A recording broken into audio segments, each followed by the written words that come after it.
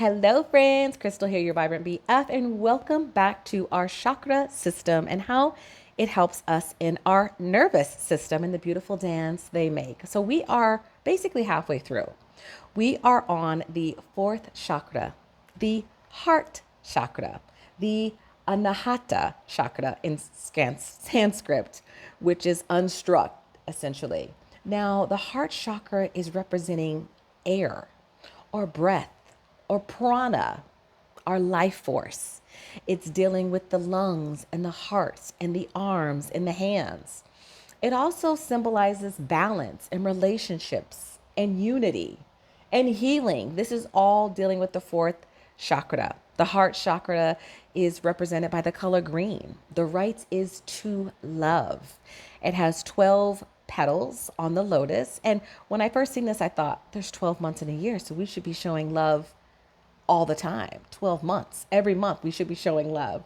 Now, when this is out of alignment and there's a malfunction in our heart chakra, this could look like asthma, high blood pressure, heart disease. The heart chakra is the general point of the entire system.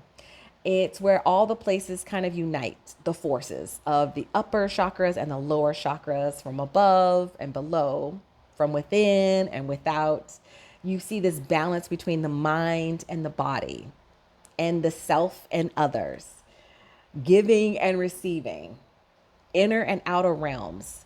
This fourth chakra is really what kind of holds it all together, because we know that love is the center of healing, and healing is to make whole. It's the ultimate healing force. Now, we understand that none of the chakras operate alone, right? They can have chakras that are more open or more closed, but ultimately we want them all working in harmony and coherence and flow.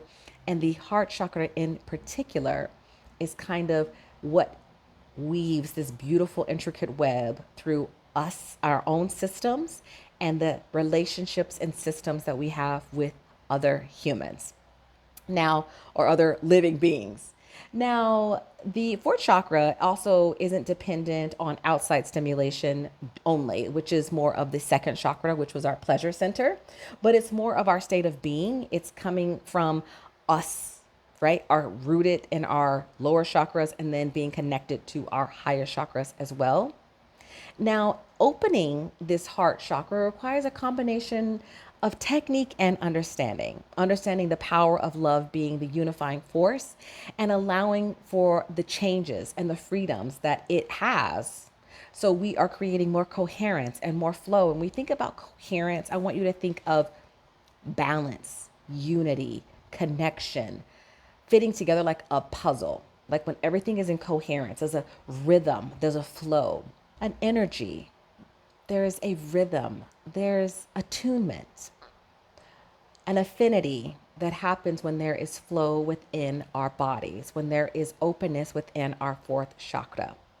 Now, with the fourth chakra, the heart chakra suffers the greatest loss when it is damaged or when it falls out of alignment and out of coherence. And this will happen when we're giving too much, when we are not grounded within ourselves, and when we are still giving out of chronic depletion. And I automatically thought of women and moms in particular that will just give, give, give at the deficit and at the demise of themselves, out of the, all out of love. They're doing this, right? Well, that's not love operating at its highest form when we are not first loving ourselves, because what goes out must come in, what goes in must go out. And we talked about one of the best ways to invite love in is to first offer it, right? And this is not going to happen when there's undue attachments or when there's isms, racism, sexism, ageism, or any of the phobias, transphobia, homophobias. None of these is going to allow for proper flow, harmony.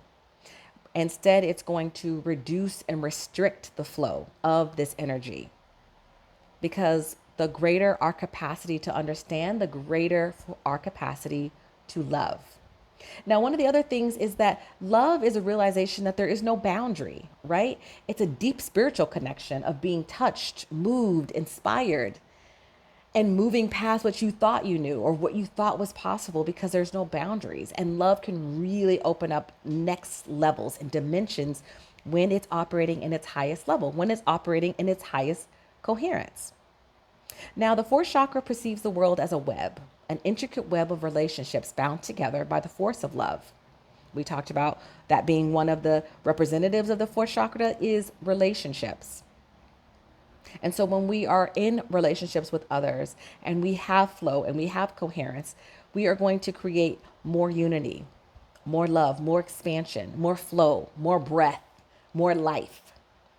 So when we think about the air and the openness that it brings of letting go, and we understand the power of our breath and how our breath can quiet the mind and also influence the body.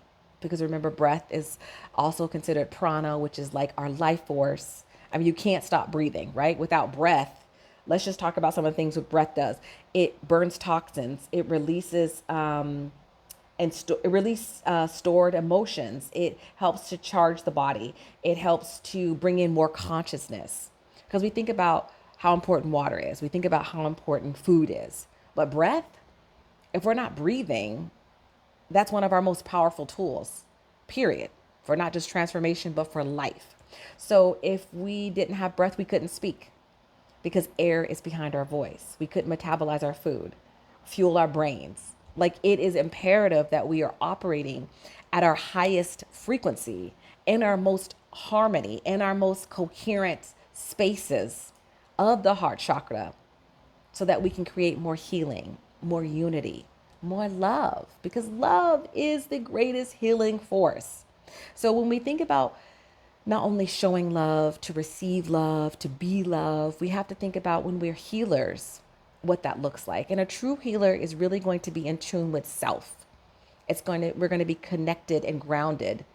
And we're going to allow this sense of balance, right? A healer is just a catalyst for others to heal. So when we are showing up at our fullness, it allows others to show up in their fullness. Because we have to understand that energy, one, cannot be created or destroyed. But through our breath, it can be transmuted, it can be transformed, it can be alchemized into more expansion, more healing, more growth, more energy. And this will also help us to connect with other energies. So we meet people's energy before we actually meet the people because of our auric field that radiates past us 4, 5, 6 feet. And one of the ways is having an open heart space and living in this beautiful space of coherency and flow and openness. We have balance in our heart chakra. We have balance in our mind and body, and our inner and outer realms, and our self and in others, and giving and receiving. And we think about breath and the inhalation and the exhalation. So we're in, out, up, down. And there's all different types of breath. So let's talk about some of the breathing exercises. Okay. But before we go into that, let's think about how this deals with our nervous system. So when we are in our parasympathetic nervous system, our peace, rest, digest state, one of the ways to create more balance, unity, coherence, alignment, flow is through our breath.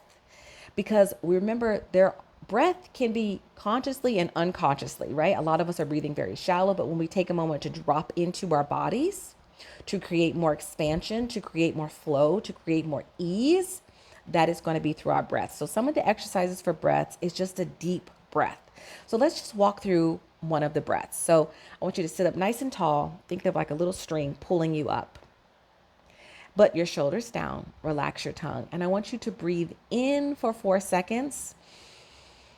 Hold and release for 6.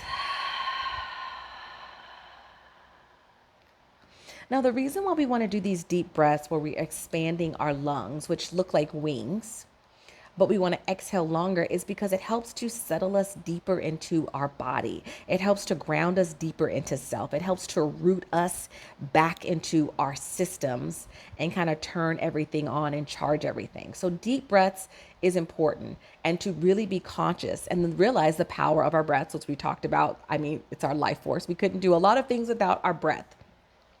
Breath of fire is another one. And you can look at these, you can Google some of these. Alternate nostril breathing is also really powerful. Breathing exercise you can practice. And you want to find what works for you because it's different for everybody. Now, some exercises, I personally, back to the breaths, I personally like the box breathing, which is inhale for 4, hold for 4, exhale for 4, pause for 4. And you just do this. And this is a great way to kind of connect back into the body to create more clarity and more openness into the brain so you can have more thinking power as well. Now, some exercises for this chakra is we want to think about opening up the chest. Remember, it represents the heart and the lungs and opening. So if you see somebody really hunched over, it's a multitude of things, but one of these things is kind of protecting the heart. And I know that this is a really big chakra system that a lot of people want to protect from fear of rejection, because as humans, we want to connect, we want to be involved, we want to have our person. And so when we are kind of protecting our heart space of fear of rejection, it's a double-edged sword. So when we're closing off our heart center, yeah, we may protect ourselves from getting hurt or rejected, but it's also closing off our other centers within self. So we have to learn how to love on all levels and using that energy, using our breath, using the other chakra systems to help fuel and to create more function and flow within our heart space. So some of that is the breathing exercises, and the chakra exercises would be like some chest openers, such as like the cobra, the fish. Again, you can Google these, the windmill, arm circles. Remember, it's also connected to our arms and hands, opening hand chakras, different meditations. These are all different ways to kind of connect back into the heart to create more expansion and more ease, more flow, more coherence. But when we also think about the chakra system in relationships in particular, because remember, the chakra is like this particular chakra, the heart chakra, is an intricate web of relationships bound together by the force of love. We see why a lot of relationships operate with opposites attracting. And the reason for that is when we are with other people that are kind of our opposite, and there's pros and cons, like anything, duality, it allows for more meats for growth, more expansion. Because say if person A is a lot more spiritually minded and person B is a lot more like grounded into the 3D. When they come together, it's going to help open up the chakras that may be not their natural tendency.